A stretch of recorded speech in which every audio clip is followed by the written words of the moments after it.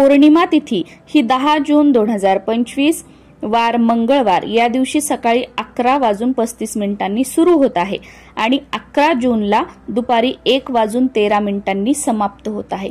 त्यामुळे प्रत्येक महिन्याच्या पौर्णिमेला जे सत्यनारायण करतात त्यांनी 10 तारखेला सायंकाळी प्रदोषकाळी जो आपला सत्यनारायण आहे तो करून घ्यायचा आहे। पण काही अडचण आली, मासिक पाळीचा चौथा दिवस असेल त्या दिवशी, किंवा तुम्हाला सत्यनारायण करणं 10 तारखेला शक्य झालं नाही, जमलं नाही, तर तुम्ही 11 तारखेला दुपारी 1:13 अगोदर म्हणजे 1:15 अगोदर तुम्ही सत्यनारायण करून घेऊ शकता, कारण 1:15 पौर्णिमा तिथी संपते जर तुम्हाला पौर्णिमा तिथीमध्येच सत्यनारायण करायचं असेल तर। बाकी तुम्ही 11 तारखेला दिवसभरात सत्यनारायण केला तरी सुद्धा चालतो, कारण पौर्णिमा तिथी 11 तारखेची जी आहे ती सूर्याने बघितलेली आहे उगवत्या, त्यामुळे ती दिवसभर मानली जाते, म्हणून तुम्ही 11 तारखेला केला तरी सुद्धा चालू शकतो। आता मी तुमच्यासोबत वटपौर्णिमेची पूजा करताना किंवा वडाच्या झाडाजवळ तुम्ही घरी पूजा करा किंवा झाडाजवळ जाऊन पूजा करा, जेव्हा आपण वडाची कोरडी पूजा करतो, जसं की हळद कुंकू वगैरे आपण अर्पण करत असतो, ओटी भरत असतो, तर अशा वेळेला कोणते 2 मंत्र म्हणायचे हे मी तुमच्यासोबत शेअर करणार आहे। आणि याचबरोबर वडाच्या झाडाला प्रदक्षिणा घालत जेव्हा आपण दोरा गुंडाळतो तर त्यावेळेला कोणता मंत्र म्हणायचा तो सुद्धा सांगणार आहे। कोरडी पूजा करताना त्या दोन्हीपैकी कोणताही एक मंत्र तुम्ही म्हटलात तरी सुद्धा चालू शकतो। आणि हो, ह्या 2 गोष्टी आवर्जून लक्षात ठेवा। तुम्ही जर गर्भवती असाल, प्रेग्नेंट असाल तर वडाला तुम्हाला प्रदक्षिणा मारायच्या नाहीयेत किंवा वडाला तुम्हाला धागा गुंडाळायचा नाहीये, तुम्ही फक्त कोरडी पूजा करू शकता। आणि दुसरं म्हणजे तुम्ही कोणाची ओटी भरायची नाहीये आणि स्वतःची ओटी भरून सुद्धा घ्यायची नाहीये। या 2 गोष्टी पाळल्या तर तुम्ही वडाचं पूजन करू शकता किंवा वट सावित्री पौर्णिमेचा जो उपवास आहे, तुमच्याकडे उपवास करण्याची पद्धत आहे त्यानुसार उपवास पण करू शकता, जर डॉक्टरांनी तुम्हाला उपवास वगैरे करायला सांगितलं असेल तर। आणि डॉक्टरांनी काही तुम्हाला प्रिकॉशन सांगितलेले आहेत, काही कॉम्प्लिकेशन्स तुमच्या प्रेग्नन्सीमध्ये असतील आणि डॉक्टर म्हणत असतील की उपवास वगैरे करू नका, पूजा वगैरे करू नका, तर 1 वर्ष पूजा करणं राहू द्या, उपवास राहू द्या, काही हरकत नाही, पुढच्या वर्षी तुम्ही पूजा आणि उपवास दोन्हीही करू शकता। तर वटपौर्णिमेची पूजा करण्यासाठी यंदा 3 मुहूर्त आहेत। तुम्ही वर्किंग आहात, लहान मुलं उठल्यानंतर वगैरे तुम्हाला पूजा करायला जमत नाही, तर या पहिल्या मुहूर्तावर तुम्ही पूजा करू शकता।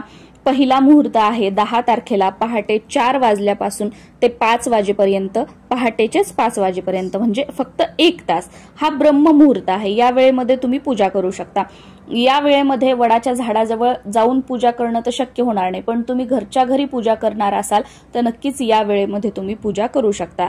दुसरा वडाची पूजा करण्याचा मुहूर्त आहे सकाळी 11:55 पासून ते दुपारी 12:51 या वेळेमध्ये तर नक्कीच आपण वडाच्या झाडाजवळ जाऊन पूजा करू शकतो आणि घरी जरी करायची असेल तर करू शकतो, कारण या वेळेपर्यंत आपली सगळी कामं जी आहेत बरीचशी ती आवरलेली असतात। आणि तिसरा मुहूर्त आहे तो दुपारी 2 वाजल्यापासून ते 2:45 या 3 पैकी कोणत्याही एका मुहूर्तावर तुम्ही वडाचं पूजन करण्याचा प्रयत्न करा, पण काही कारणामुळे, काही अडचणींमुळे या 3ही मुहूर्तामध्ये वडाचं पूजन करणं शक्य झालं नाही तर काही हरकत नाही, तुम्ही दिवसभर म्हणजे सूर्य मावळेपर्यंत कधीही वडाचं पूजन करू शकता। कारण बघा, सूर्य मावळल्यानंतर वडाच्या झाडाला स्पर्श करू नये, वडाच्या झाडाला पाणी अर्पण करू नये किंवा वडाच्या झाडाची पानं वगैरे, फांद्या वगैरे हलवू नये, झाडं झोपलेली असतात असं म्हटलं जातं। त्यामुळे तुम्ही सूर्य मावळण्याच्या अगोदर या दिवशी वडाचं पूजन करण्याचा प्रयत्न करा। आता जेव्हा आपण कोरडी पूजा करणार आहोत तर त्यावेळी म्हणण्याचा पहिला मंत्र अशा प्रकारे आहे, ओम वटवृक्षाय विद्महे महाकालाय धीमहि तन्नो यमः प्रचोदयात्। ओम वटवृक्षाय विद्महे महाकालाय धीमहि तन्नो यमः प्रचोदयात् हा मंत्र म्हणू शकता। हा मंत्र जर अवघड वाटत असेल तर दुसरा मंत्र सुद्धा तुमच्यासोबत शेअर करते, ओम सावित्री सत्यवानाय नमः, ओम सावित्री सत्यवानाय नमः। ह्या दोन्हीपैकी कोणताही एक मंत्र कोरडी देवपूजा आलं, वडाची पूजा करताना आपण म्हणू शकतो। आता वडाला जेव्हा आपण दोरा गुंडाळतो त्यावेळी म्हणायचा मंत्र तुमच्यासोबत शेअर करते। मंत्र अशा प्रकारे आहे, सावित्री ब्रह्मवादिनी सर्वदा प्रिय भाषिनी तेन सत्यनमाम पाहि दुःख संसार सागरात अवियोगी यथा देव सावित्र्या सहितस्य ते अवियोग तथास्माकं भूयात जन्म जन्मनी। परत एक वेळा मंत्र सांगते, सावित्री ब्रह्मवादिनी सर्वदा प्रिय भाषिनी तेन सत्यनमाम पाहि दुःख संसार सागरात अवियोगी यथा देव सावित्र्या सहितस्य ते अवियोग तथास्माकं भूयात जन्मजन्मनी हा मंत्र म्हणू शकता। आता सर्वात महत्वाचं की वडाला दोरा गुंडाळताना किती प्रदक्षिणा माराव्यात, तर बघा वेगवेगळ्या भागानुसार शहरानुसार वेगवेगळी पद्धत असू शकते। बऱ्याच भागांमध्ये 5 प्रदक्षिणा घातल्या जातात आणि बऱ्याच ठिकाणी 7 प्रदक्षिणा मारल्या जातात।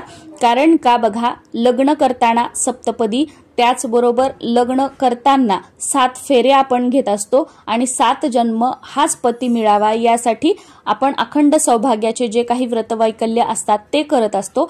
त्यामुळे 7 प्रदक्षिणा ह्या ज्या आहेत त्या वडाला मारल्या जातात। तर तुमच्याकडे जी पद्धत आहे त्यानुसार 5 किंवा 7 वडाला प्रदक्षिणा दोरा गुंडाळून तुम्ही मारू शकता।